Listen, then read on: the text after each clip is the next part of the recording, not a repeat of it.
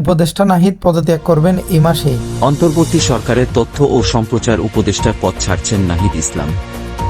বেসরকারি একটি টেলিভিশনে দেওয়া সাক্ষাৎকারে এমনটাই জানিয়েছেন উপদেষ্টা নাহিদ। রাজনৈতিক দলে যোগ দেওয়া ও পদত্যাগ প্রসঙ্গে নাহিদ বলেন, আমরা যারা গণঅভ্যুত্থানে অংশগ্রহণ করেছিলাম মূলত ছাত্ররাই এটার নেতৃত্বে ছিল।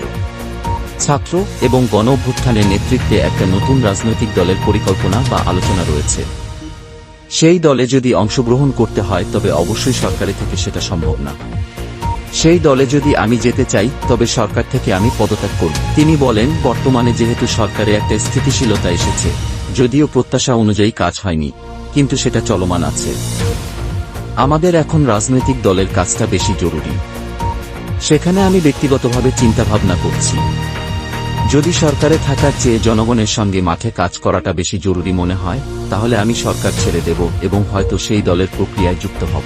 এক দফার ঘোষক ছাত্রনেতা ও বর্তমান তথ্য উপদেষ্টা নাহিদ ইসলামী নয়া দলটির হাল ধরছেন।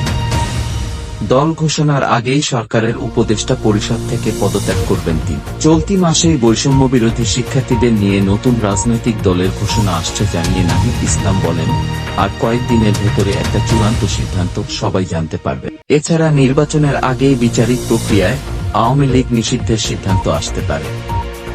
নির্বাচন নিয়ে বিএনপির অবস্থান পরিষ্কার করায় সরকারের সঙ্গে দূরত্ব কমেছে বলেও মনে করেন নাহিদ ইসলাম।